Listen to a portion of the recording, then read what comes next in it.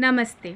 मैं पूजा Motwani are Nisarga foundation से आज आप इस फ्लिपचार्ट का कैसे अपने वर्कशॉप से सेशन में इस्तेमाल कर सकते हैं वो जानकारी देने आई हूँ।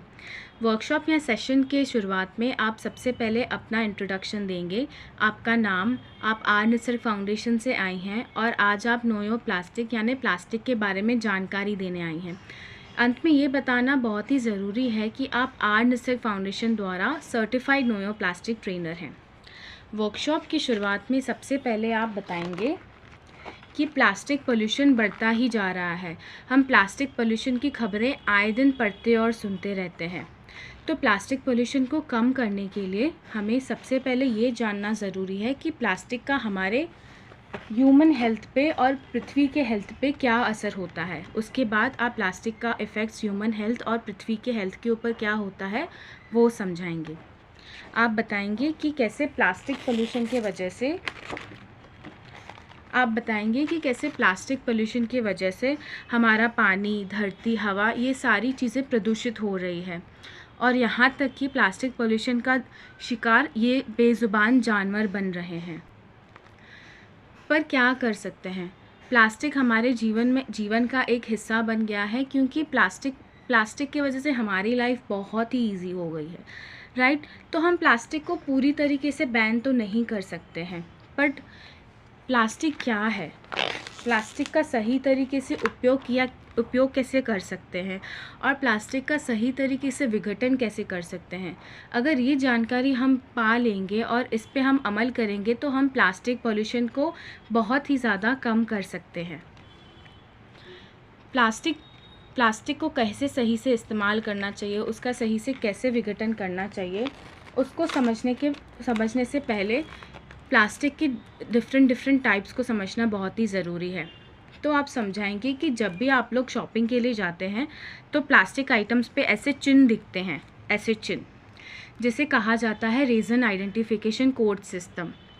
तो जो नाम और नंबर है वो प्लास्टिक का केमिकल कॉम्पोजिशन और रिसाइक्लेबिलिटी बताता है, और जो त्रिकोण ये बताता है कि दिया गया प्लास्टिक रिसाइक्लेबल है। बट आप ध्यान दें, आप उन्हें समझाएंगे कि त्रिकोण ये नहीं बताता कि प्लास्टिक रिसाइकल्ड प्लास्टिक से बना हुआ है। उसके बाद आप डिफरेंट टाइप्स ऑफ प्लास्टिक समझाएंगे। सबसे पहला प्लास्टिक पॉलीइथिलीन टेराफ्थलेट PET टाइप 1। इससे वो बोतलें बनती हैं जिसमें हमें पानी, जूस और तेल की बोतलें मिलती हैं। आप बोलेंगे कि ये प्लास्टिक टाइप हम रिसाइकल कर सकते हैं पर रीयूज़ नहीं कर सकते हैं। आप उन्हें समझाएंगे नेक्स्ट कि ज़्यादातर लोग ऐसे बॉटलों को रीयूज़ करते हैं, बार बार पानी भर के पीते हैं इस बॉटल्स में, बट ऐसा बिल्कुल भी नहीं करना चाहिए। ऐसा करना बहुत ही गलत है क्योंकि अगर हम इन्हें बार बार इस्तेमाल करते हैं तो इसमें से एंटीमनिक नामक केमिकल रिलीज़ होता है जो कि हमारे सेहत के लिए बहुत ही हार्मफुल होता है। तो इसीलिए ये बॉटल्स आप रिसाइकलिंग के लिए भेजें बट कभी भी रीयूज़ ना करें। टाइप 1 कभी भी रीयूज़ ना करें।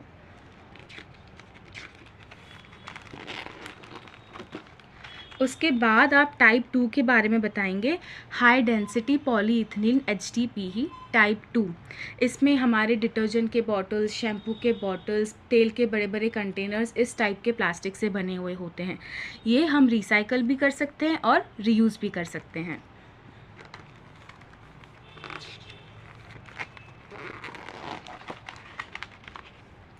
उसके बाद टाइप 3 पॉलीविनाइल क्लोराइड।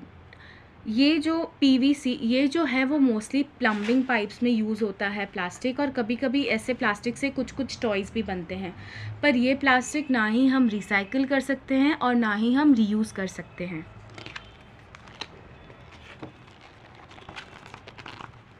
उसके बाद आता है टाइप 4 लो डेंसिटी पॉलीइथिलीन।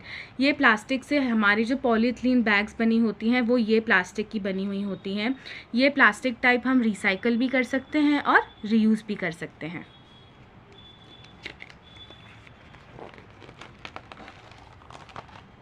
उसके बाद आता है 5th टाइप 5 पॉलीप्रोपिलीन यानी PP। ये प्लास्टिक से मोस्टली जो हमारे टेक अवे कंटेनर्स होते हैं या तो बॉटल्स के ढक्कन ये प्लास्टिक टाइप से बने हुए होते हैं।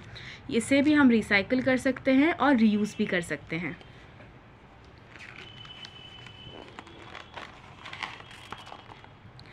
उसके बाद आता है टाइप 6 पॉलीस्टीरीन यानी कि PS।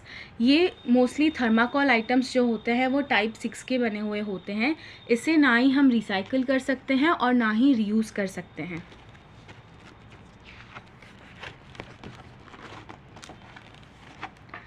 आखिर में आता है टाइप 7 अदर्स O। ये टाइप के प्लास्टिक से बिस्किट्स, वेफर्स, शैम्पूज़ के पैकेजिंग बने हुए होते हैं। क्योंकि ये टाइप बहुत ही सस्ता होता है, बहुत ही सुविधाजनक होता है, बहुत हल्का होता है और लीक प्रूफ भी होता है और आकर्षक होते हैं ये प्लास्टिक टाइप्स, और इसमें रखे हुए खाने की जो शेल्फ़ लाइफ है वो भी बढ़ जाती है। पर ये जो प्लास्टिक है वो मल्टी लेयर प्लास्टिक है। आप उन्हें समझाएंगे कि ये जो प्लास्टिक है वो मल्टी लेयर प्लास्टिक है, वो एक से ज़्यादा चीज़ों से बने हुए हैं, जैसे कि प्लास्टिक, एल्यूमिनियम, पेपर, जिसकी वजह से इसे ना ही हम रिसाइकिल कर सकते हैं और ना ही हम इसे रीयूज़ कर सकते हैं, और प्लस इसका कोई वैल्यू भी नहीं होता है। कोई कबाड़ी वाला भी ऐसा प्लास्टिक नहीं खरीदता है।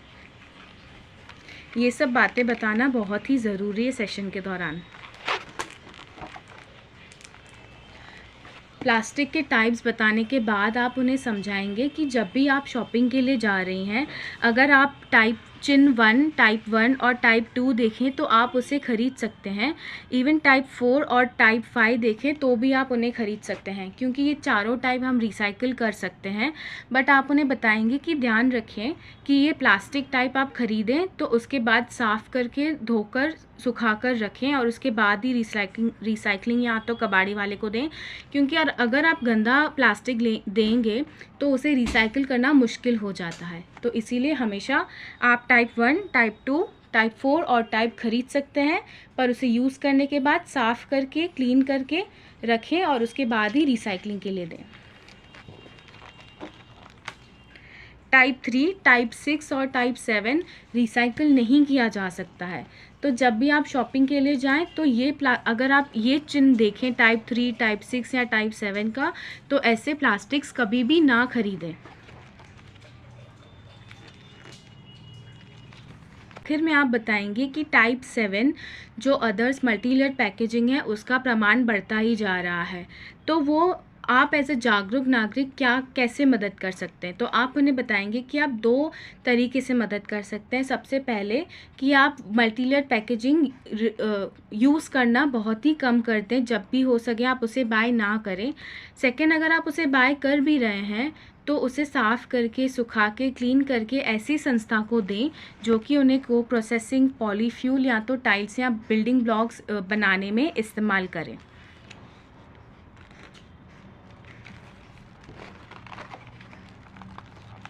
अंत में आप बताएंगे कि 100% प्लास्टिक में से सिर्फ़ और सिर्फ 25% प्लास्टिक ही ईज़िली रिसाइक्लेबल है।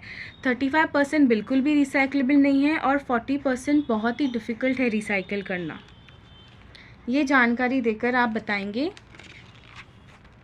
ये जानकारी देके आप उन्हें बताएंगे कि आप एक प्लास्टिक के स्मार्ट यूज़र बन गए हैं, क्योंकि आप एक कॉन्शियस बायर और रिस्पॉन्सिबल सिटीज़न बन गए हैं। Thank you so much.